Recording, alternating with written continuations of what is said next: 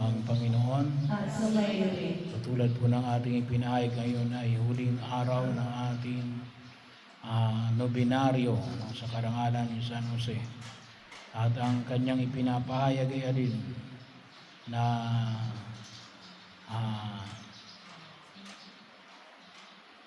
siya at ang Diyos, Yahweh, ay mag-ama. Tinawag niyang si Yahweh bilang Ama. Bahagi yun. Well, hindi ba tinatawag ng mga Hudyo ang Diyos na Ama? Well, very cautious sila. Kasi para sa kanila medyo malayo ang Diyos. Malapit din kaysa sa iba, pero hindi ganon ka-intimate. Kaya nagalit sila nung tawagin ni Jesus si Yahweh bilang Ama. Kaya nga mismo kahit na yung paglagay, pagsulat ng pangalang Yahweh, ay may ilang mga teksto na makikita natin na binago yun. Kaya yung tawag ng iba ay alin, Jehovah. Kasi bakit? Kasi nga ay ayaw nilang kung maaari ay isulat o banggitin ang pangalan ng Diyos, yung Yahweh. Yun ang bahagi ng kanilang pagtawag sa Ama, sa Diyos. Ngayon, si Jesus, tinawag niyang Ama, si Yahweh. Kaya medyo sila ay nagagalit. At tayo naman, kaya natin tinatawag ang Diyos na Ama. Bakit? Na si Yahweh ay gawa ni Jesus. Tayo ay naging kapatid ni Jesus, at tayo naging mga anak ng Diyos. Sa biyaya ng paghihirap, pagkamatay at muling pagkabuhay ng ating Panginoong Jesucristo na siyang sinasariwa natin ngayon sa panahon ng Kwaresma, na makita natin na alin. Kaya tinatawag natin si Yahweh na Ama, gawa ni Jesus. So bahagi binahagi rito yung alin, yung pag-iisa ng Ama at ng Anak. Kaya nga sa atin maliwanag kapag sinabi mong Kristiyano, kumikilala na alin na si Jesus ay anak ng Diyos. Bagamat may ibang nagsasabi na sila ay Kristiyano, pero hindi naman sila naituturing na mga anak ng Diyos. Bakit? Kasi hindi sila naniniwala kay Jesus bilang Diyos. Well, bahagi ho yun. Pero una, makita po natin na alin na si Jesus at ang Ama ay iisa. Kaya nga binahagi rito na alin, yung ginagawa ng Ama ay ginagawa ng Anak. Katulad ng alin, ng paghuhusga, paghuhusga. At gawa ng alin, pangalawa ay alin, ang bumuhay ng patay. Binahagi rito, bubuhayin ng mga patay. Well, dalawang aspeto yun, yung tinatawag nating buhayin yung patay. Yung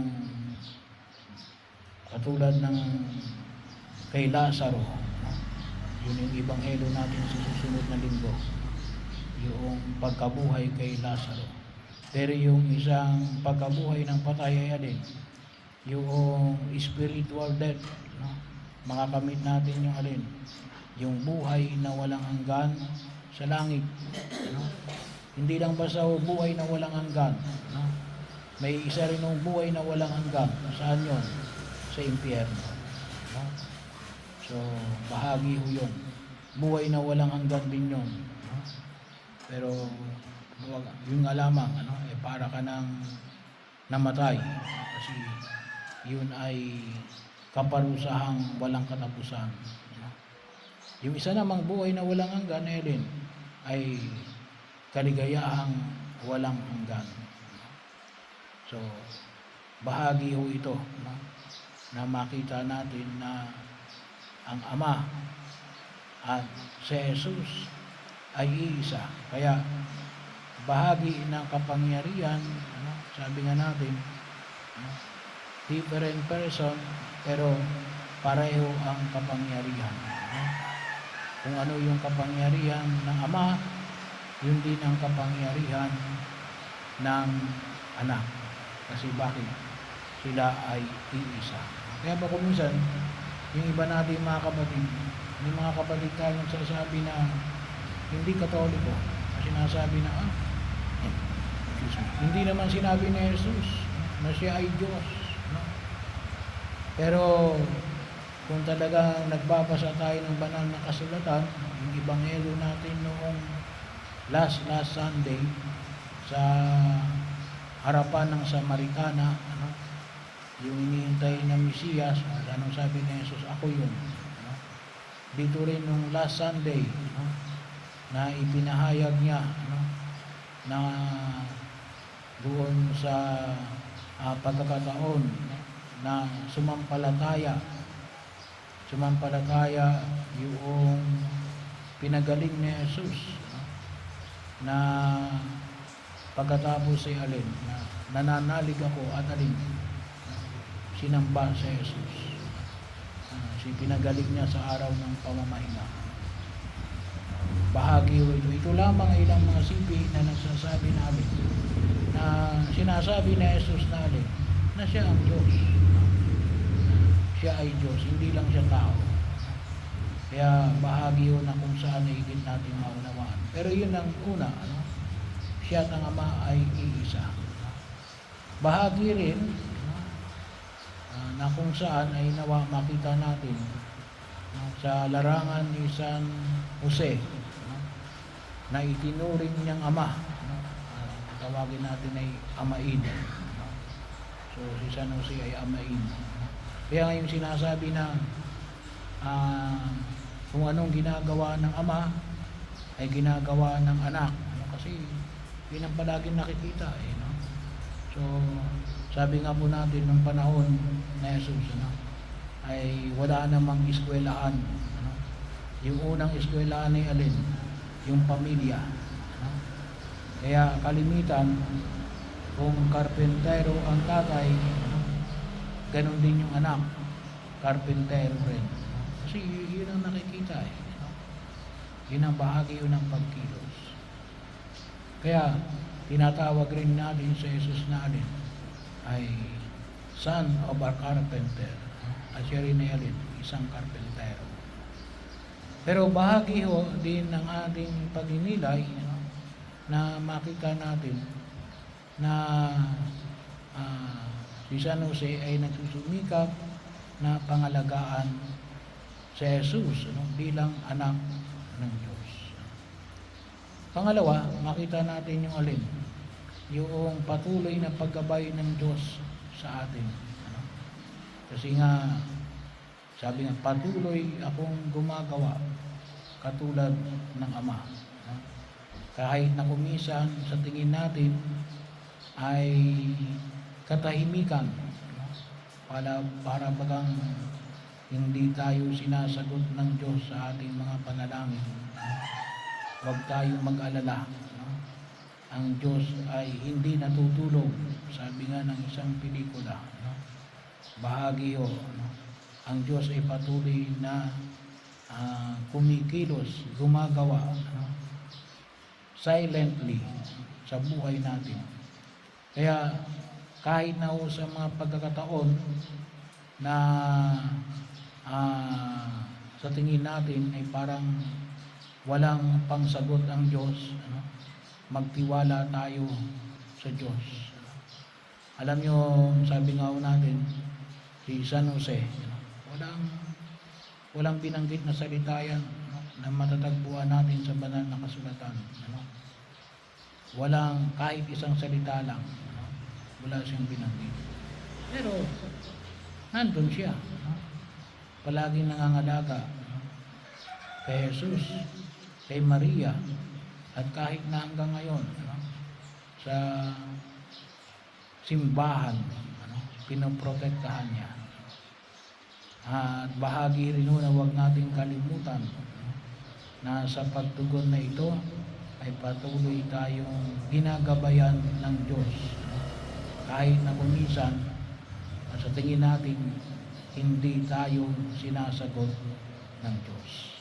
Magtiwala tayo, ano, sabagat hindi tumitigil ng pagkilos ang Diyos kahit nasa gitna ng mahabang katahimikan. Kaya sana, ano, yun ay magbigay sa atin ng lakas. At sana bahagi rin, no, ano, alam niyo kung minsan ngayong panahon na ito, ano, maraming nadidepress, ano, kasi sa tingin nila ay walang nangyayari, ano. So ipakita rin natin, ano, na itong mensahe ng ating ebanghelyo ngayon sa araw na ito, ano, ako at ang Ama ay patuloy sa paggawa, ano. Kung minsan hindi natin maintindihan kasi Diyos yan, ano, si San Jose, no? Si San Jose, no? Ay isang maliwanag na halimbawa, no? Na walang sinasabi, no? Pero hindi siya tumigil, no? Sa pangangalaga sa atin. Kaya sana maging inspirasyon din at magbigay ng lakas ng loob, no, sa maraming tao ngayon na kung turusin, no, lalong-lalo na ngayon, no, ay gawa ng krisis natin, no, sa giyera, no, dagdag pa yung krisis ng giyera ngayon. Makita naman natin, ano, patuloy na tumataas ang gasolina, ano. Alam natin hindi lang yan natataas. So kaya tayo ay patuloy na magtiwala, ano, na tayo ay pinangangalagaan ng Diyos, ano, at tayo ay sa pamimintuho natin kay San Jose, ano, ay patuloy nawa nating makita natin pinoprotektahan natin, ano, pinoprotektahan tayo. At ano yung kinakailangan?